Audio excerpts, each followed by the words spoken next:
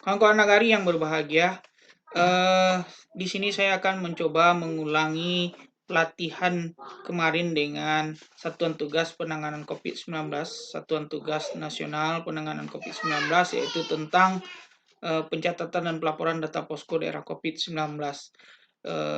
Lebih ininya tentang PPKM. PPKM Mikro yang sedang dilaksanakan di daerah kita. Teman-teman yang berbahagia, di sini saya akan menjelaskan tujuan implementasi PPKM Mikro itu titik tekannya adalah skenario pengendalian pada level terkecil, yaitu level rukun tetangga. Nah, ini bisa Bapak Ibu lihat. Ini yang kita kendalikan. Garis-garis ini merupakan garis kapasitas rumah sakit. Kemudian ketika tidak dikendalikan maka grafiknya naik ke atas sehingga memang beban kita yang menderita itu melebihi daripada kapasitas rumah sakit. Sedangkan kalau kita buat kurvanya melandai itu bisa tertangani bagi penderita COVID. Nah, jadi ada di sini tujuan dari implementasi PPKM Mikro ini adalah menekan kasus dan melandaikan kurva. Jadi ini tujuan dari PPKM Mikro. Bapak-bapak, ibu-ibu yang berbahagia, apa yang dilakukan yaitu memaksimalkan 3T, testing, tracing, treatment, kemudian isolasi pasien positif dan karantina bagi kontak erat, kemudian pembatasan mobilitas dan pergerakan, dan yang terakhir itu penyaluran bantuan. Selanjutnya, ini kita jelaskan yang selama ini mungkin menjadi pertanyaan bagi kita, adanya zona hijau, zona kuning, zona orange, dan zona merah. Nah, untuk PPKM mikro, skala mikro, itu juga ada zona hijau, zona kuning, zona oranye, dan zona merah. Nah, ini mungkin juga nanti akan menyangkut kepada pelaporan kita di Monef Dana Desa, di mana di sana juga ditentukan zona hijau, zona kuning, zona oranye, dan zona merah terhadap kondisi dari COVID-19 ini. Teman-teman nagari yang berbahagia, jadi kalau di sini zona hijau itu kriterianya jika tidak ada rumah di satu RT yang memiliki kasus konfirmasi positif. Jadi tidak ada rumah di kalau kita jorong ya, kalau kita di Sumatera Barat berarti dengan nagari berarti RT ini kan jorong. Jadi tidak ada rumah di jorong itu yang memiliki kasus konfirmasi positif atau dalam perawatan isolasi mandiri selama 7 hari terakhir. Jadi jaraknya 7 hari terakhir. Jadi zona hijau itu tidak ada rumah di jorong itu yang terkonfirmasi positif.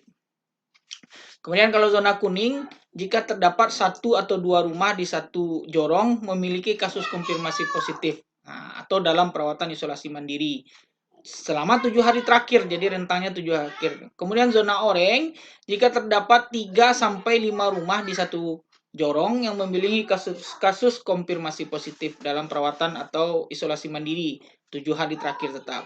Kemudian kalau zona merah, jika terdapat lebih dari 5 rumah dalam satu jorong terkonfirmasi positif, maka itu jorong di tingkat indikatornya dikatakan zona merah. Jadi tidak ada kasus, tidak ada rumah yang terkonfirmasi positif, itu zona hijau, 1 sampai 2 rumah zona kuning, 3 sampai 5 rumah itu orange, dan 5 rumah itu zona merah.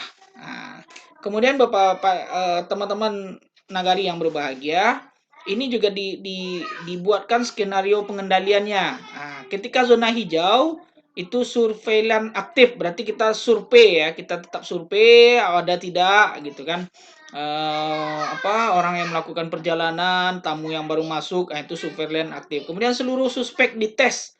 Nah, kalau ada yang dicurigai misalnya yang baru datang itu dites.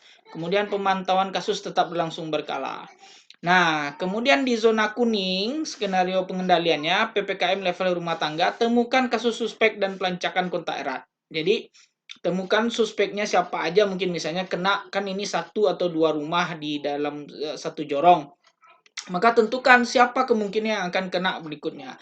Lakukan pelacakan kontak erat dan isolasi mandiri pasien positif atau kontak erat dengan pengawasan ketat. Jadi memang kalau sudah ada 1 sampai 2 rumah yang terkonfirmasi positif, maka itu perlakuannya adalah memang kontak isolasi mandiri dengan pengawasan ketat.